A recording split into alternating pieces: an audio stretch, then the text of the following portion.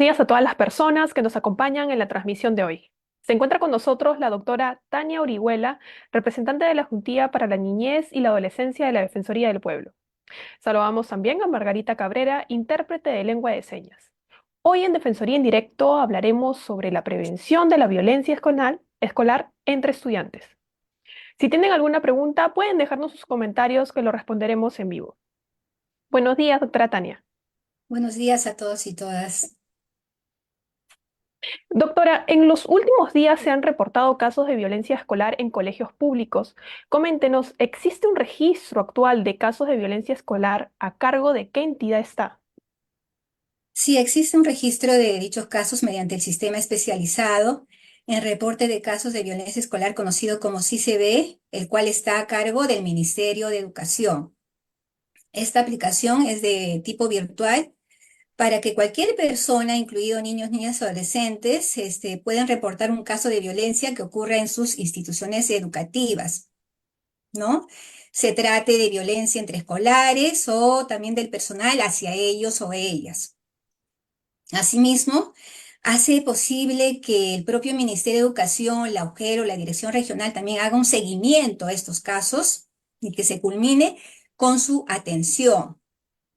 Asimismo, permite que estas entidades tengan información actualizada sobre la situación de violencia que ocurre en las instituciones educativas, así como de su atención en el ámbito sea regional, local o nacional.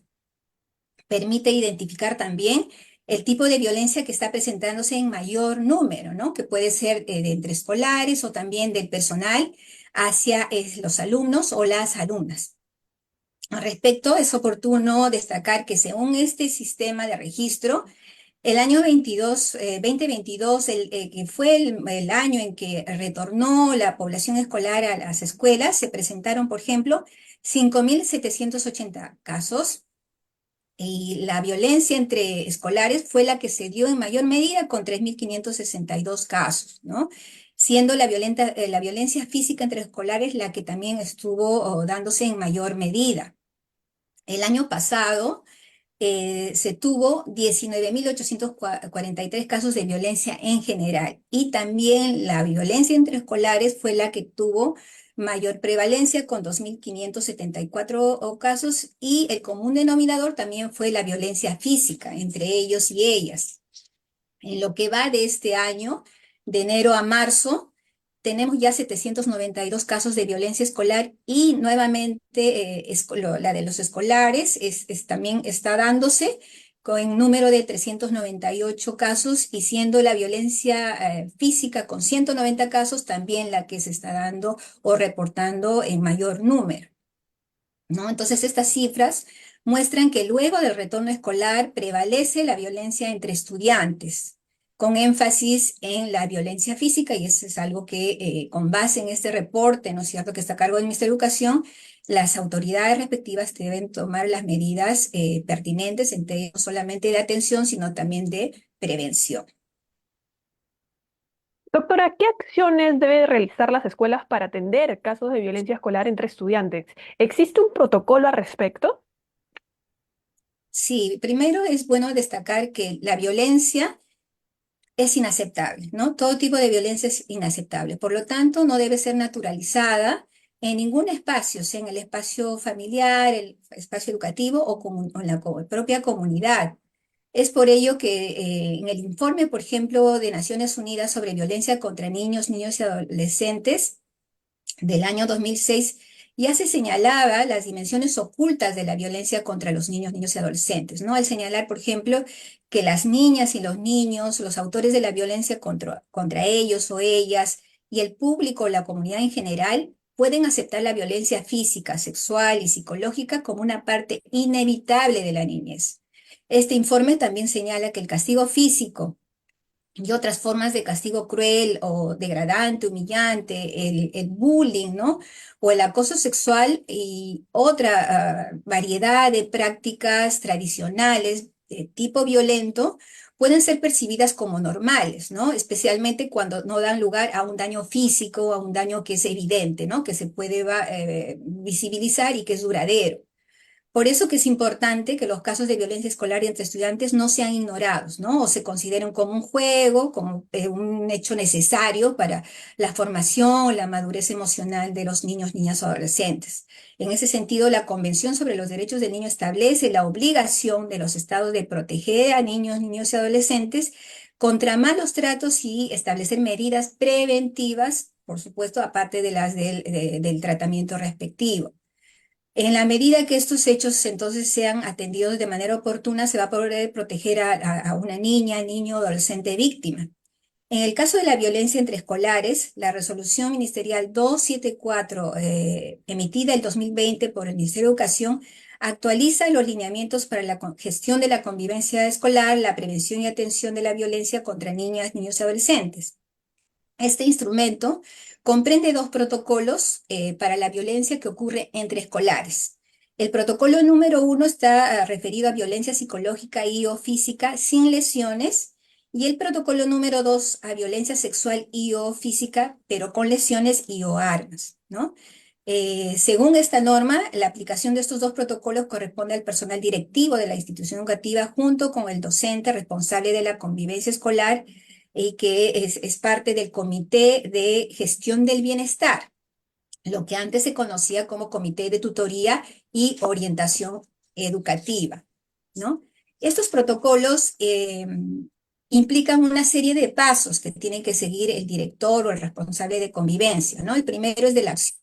Es cuando toma las medidas, medidas oportunas para atender el caso y proteger a los niños, niñas y adolescentes que están siendo vulnerados en su integridad, ¿no? Derivación, cuando, por ejemplo, hay aspectos que no pueden ser abordados por la institución educativa, entonces se tiene que comunicar o trasladar a un servicio externo especializado, ¿no? Para la atención que corresponda a la estudiante o el estudiante, ¿no? De repente, en caso de lesiones, ¿no? Se tiene que trasladar a un establecimiento de salud cercano. El seguimiento también es el acompañamiento y la supervisión que tiene que hacer sobre el bienestar de los estudiantes, ¿no? Esto implica que se restaure el clima escolar que ha sido afectado por el hecho de violencia y, por supuesto, que cese la violencia también, ¿no? Y el cierre finalmente es cuando se han ya realizado estas etapas previas y se garantiza la continuidad o la permanencia escolar del estudiante afectado por el hecho de violencia. Además de, por supuesto, brindarle protección y una acogida en un clima escolar positivo, ¿no? Donde ya se esté superando esta situación. Doctora, de acuerdo a lo que nos menciona, ¿cuáles deben de ser las acciones preventivas y las medidas reparadoras dirigidas a los estudiantes ante hechos de violencia escolar entre escolares? Según las normas que regulan la prevención y atención de la violencia escolar, en este caso es el Decreto Supremo 004-2018, emitida por el Minedu, lo doy a conocer para que también los padres y madres de familia u otra persona también interesada en proteger a los niños, niños, adolescentes, sean o no sus familiares, lo conozcan, ¿no? Es bueno conocer también, no solamente compete a los que somos abogados o abogadas o especialistas. Esta norma señala que la violencia escolar consiste en todo acto o conducta violenta contra un niño o niño adolescente que ocurre dentro de la institución educativa, pero también en sus inmediaciones o en el trayecto de la escuela hacia el hogar, ¿no? Y en el que los involucrados pertenecen a una escuela, a un colegio, independientemente si pertenecen o no a la misma, ¿no? Si estudian o no en la misma institución educativa. Y por eso es que establecen medidas de prevención de este tipo de violencia, la cual puede ocurrir en cualquier ambiente de la institución educativa, ¿no? En los patios, en la propia escuela, en los servicios higiénicos, en los campos deportivos. Entonces se tiene que adoptar medidas para prevenir la violencia, ¿no? También en los alrededores, como señala la norma. Dichas medidas se desarrollan especialmente para proteger a estudiantes que son más proclives o a estar expuestos a situaciones de violencia, ¿no? Estudiantes con discapacidad, estudiantes migrantes extranjeros, pertenecientes a una población indígena, etcétera.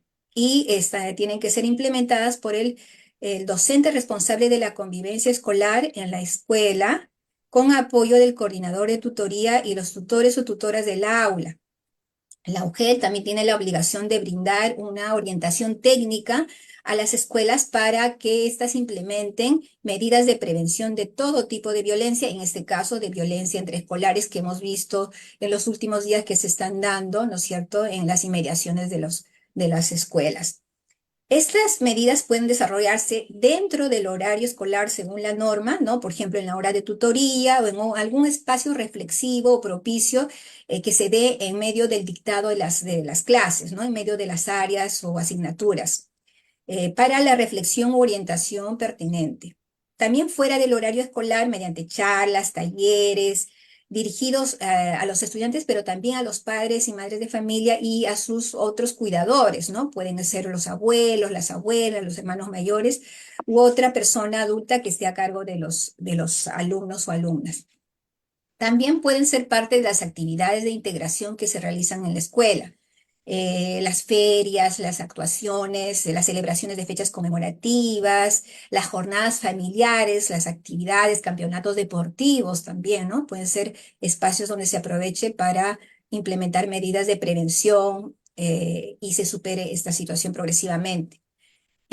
También debemos resaltar que una medida orientada a prevenir la violencia entre escolares es la elaboración y actualización de las normas de convivencia de la escuela o del colegio, ¿no? Que eso es obligatorio y sobre todo su difusión entre los estudiantes, ¿no? En formatos accesibles, visibles, en todos los espacios de la institución educativa. ¿No? Considerando también la diversidad de los alumnos, ¿no? Puede haber alumnos con discapacidad que usan lengua de señas, o puede haber alumnos ciegos, ¿no? Que necesitan formatos accesibles para acceder al contenido de dichas normas de convivencia.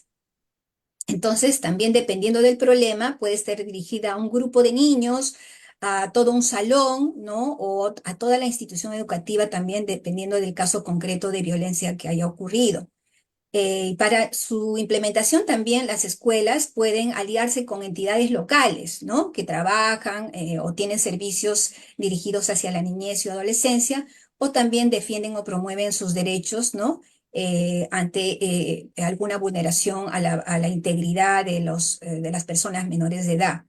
También otra alternativa son las brigadas de protección escolar, las VAPE, ¿no? Que también se organizan por el director con participación de los padres y madres de familia y el apoyo de los servicios de protección locales, ¿no? Sean municipales o de la propia Policía Nacional del Perú.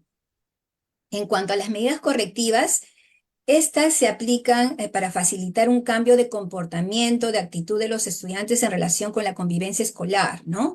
De acuerdo, por supuesto, con su edad y su nivel también de desarrollo, y siempre bajo un enfoque de derechos, ¿no? Respetando su dignidad. Por lo tanto, no tienen un enfoque de sanción, ¿no? De castigo. Por el contrario, se busca que el estudiante autorregule su comportamiento, por supuesto con apoyo de sus padres y sus madres, de su entorno más próximo, incluso de la propia institución educativa. Por eso es que la norma indica que deben implementarse a través de estrategias que motiven a los estudiantes involucrados a responsabilizarse de sus actos, ¿no? De las consecuencias que con estos están originando en su compañera o compañero que ha sido afectado por la violencia, ¿no?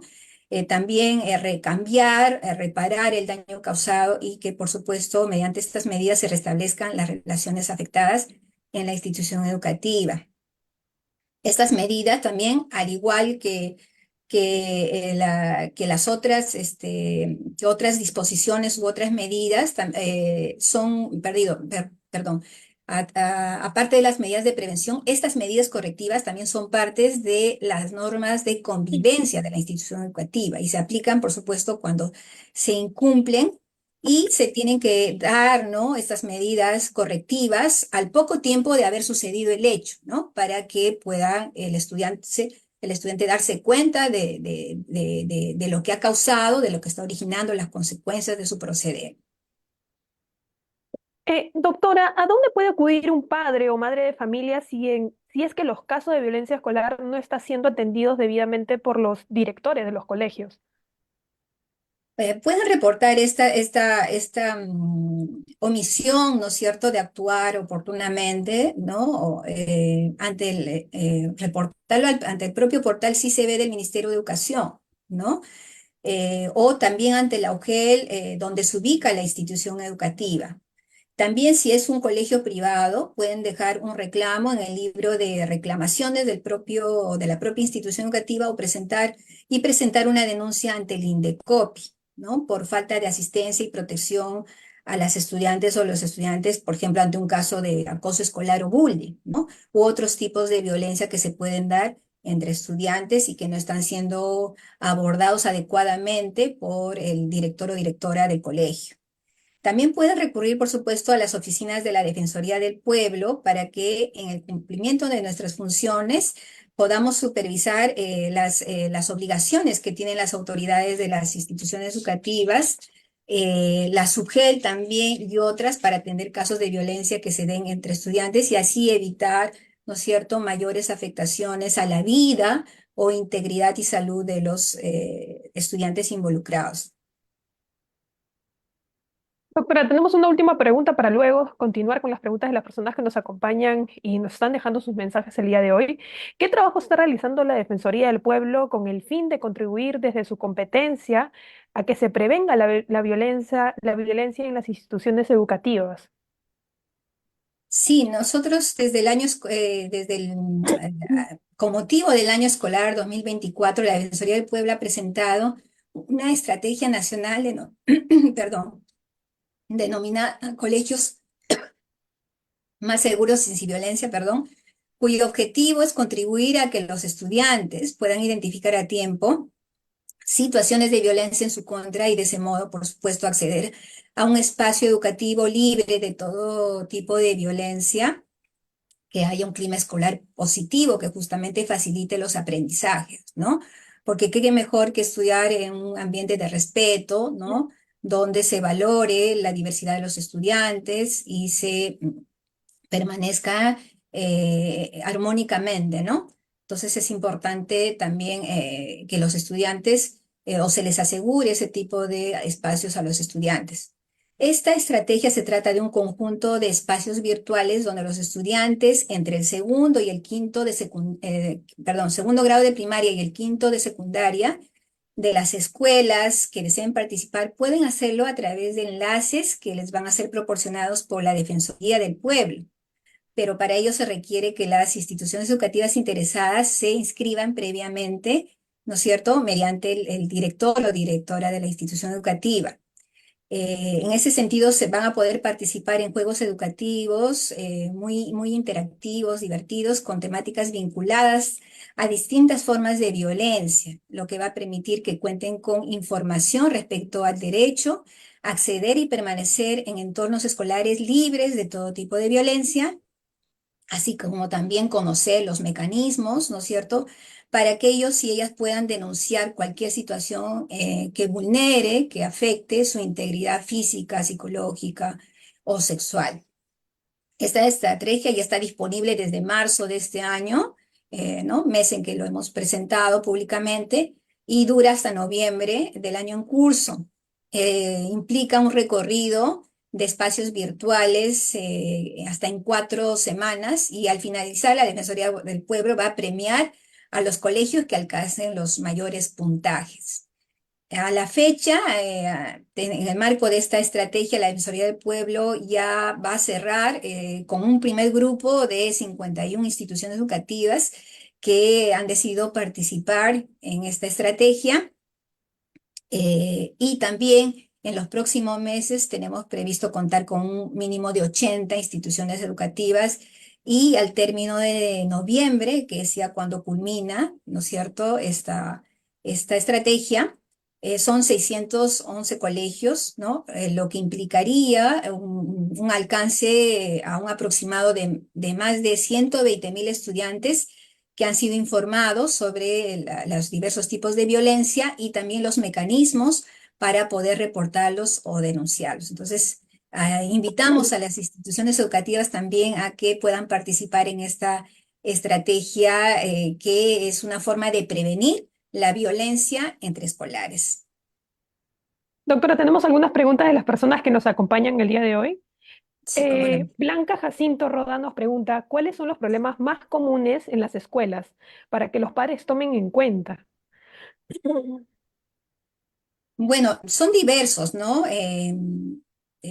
Los problemas, si estamos remitiéndonos a la violencia escolar, bueno, vemos los casos de bullying, ¿no? Los de acoso escolar o bullying que se dan entre escolares, ¿no?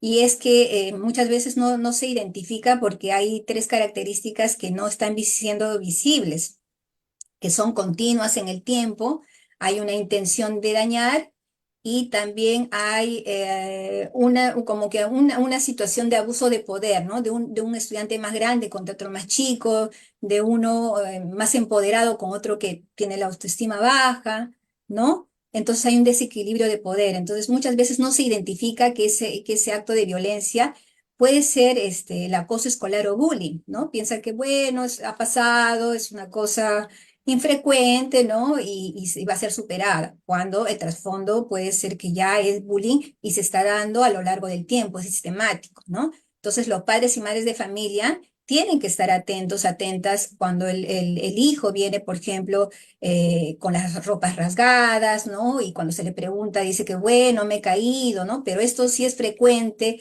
cambia el comportamiento, la conducta, ya no es tan animoso como antes, tiene un bajo rendimiento escolar y demás, ¿no? Tiene que estar alerta a estos cambios que pueden darse en el estudiante y averiguar qué está pasando en el colegio.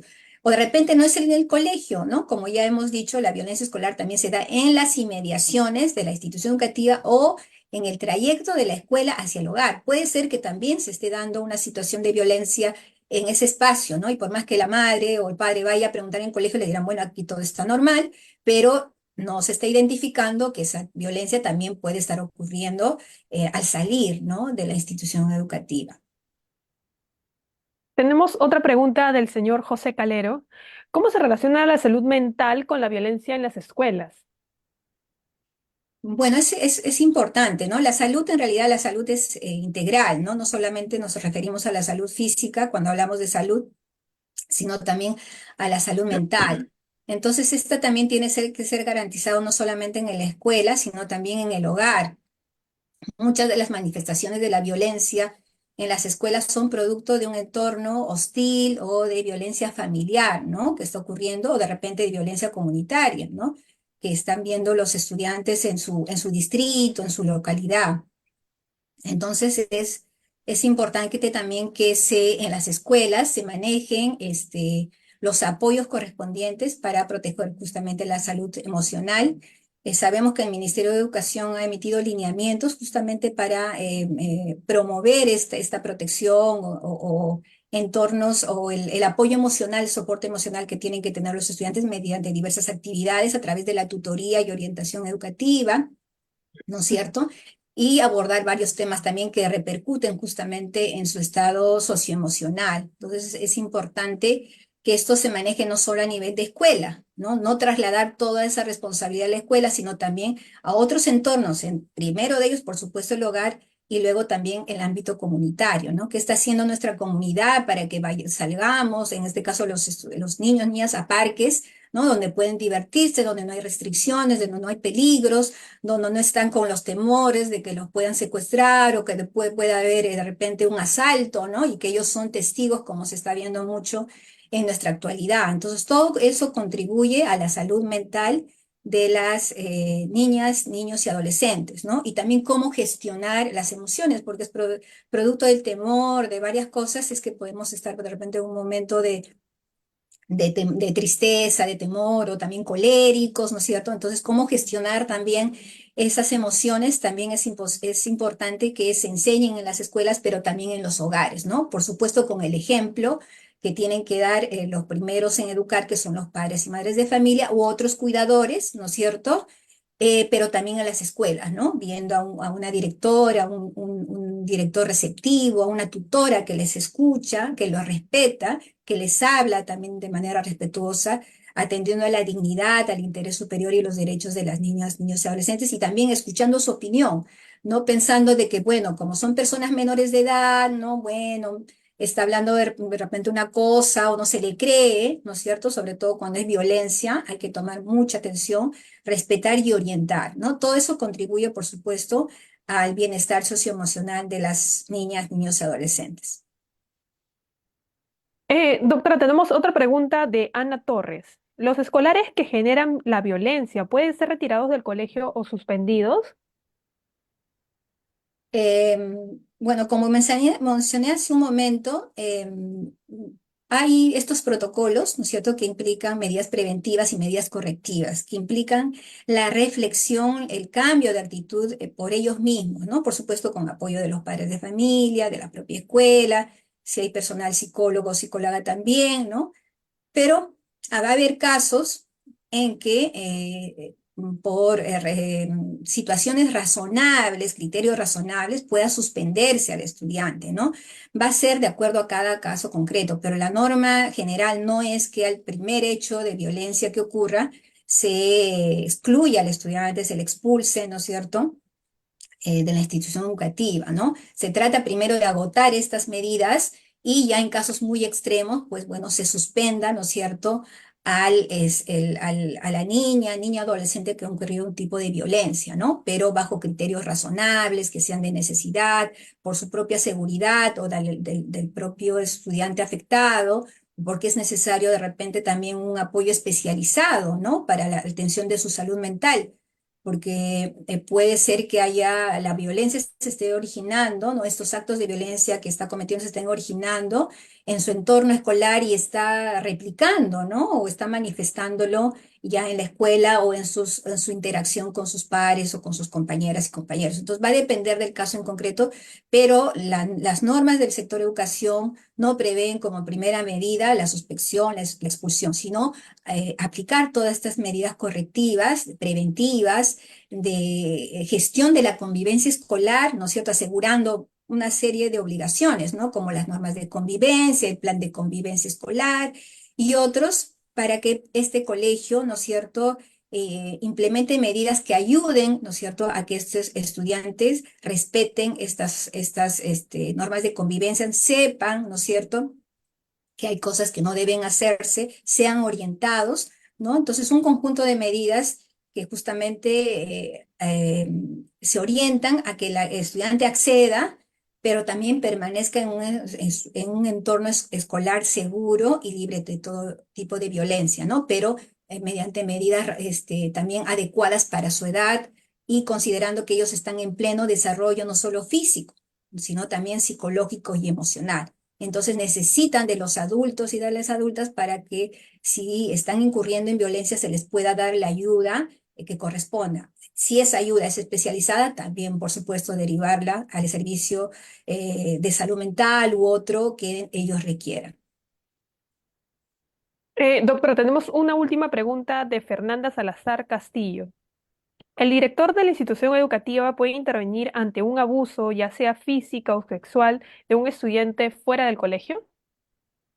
Sí, como les decía, la violencia escolar implica no solamente la violencia que ocurre en la institución educativa, sino la que ocurre en las inmediaciones de la institución educativa y de aquella que puede estar ocurriendo en el trayecto, ¿no es cierto?, de la escuela hacia el hogar. Entonces, la directora o el director identifica esas situaciones, por supuesto, tiene que intervenir para ver qué está pasando, ¿no? ¿Quién es el estudiante que está agrediendo? De repente es de la misma institución educativa, de un nivel superior, ¿no? Puede ser uno de secundaria contra otro de primaria, o de repente del mismo nivel, puede ser de un colegio vecino, o de repente ¿no? Eh, un docente, no se sabe, ¿no? Entonces, sí, todo tipo de violencia que ocurre fuera de la institución educativa también es motivo de actuación del director de la institución educativa, ¿no? Para indagar los hechos y tomar los correctivos que se necesiten, ¿no? Va a depender de qué cosa esté ocurriendo, ¿no? Digamos que si hay violencia de tipo psicológica o enfrentamientos físicos, ¿no es cierto?, para que con el apoyo de la UGEL, ¿no es cierto?, se adopten las medidas, ¿no? De por qué está ocurriendo eso, eh, de acuerdo a cada caso concreto, pero sí es su obligación también actuar ante este tipo de violencia que ocurra en las inmediaciones de la institución educativa. Y hemos visto muchos casos en donde ha intervenido incluso la UGEL, ¿no?, la Dirección Regional de Educación, incluso los servicios locales, ¿no?, como el Centro de Salud Mental Comunitario, para apoyar al colegio cuando han sido, por ejemplo, eh, situaciones de violencia cruel o con armas, ¿no?, con lesiones como resultado. Muchas gracias, doctora Tania Orihuela. Esperemos tenerlo en una próxima oportunidad. De igual manera, agradecemos a Margarita Cabrera, intérprete de lengua de señas, y a todas las personas que nos han acompañado en la transmisión de hoy. Hasta la próxima. Gracias, hasta la próxima.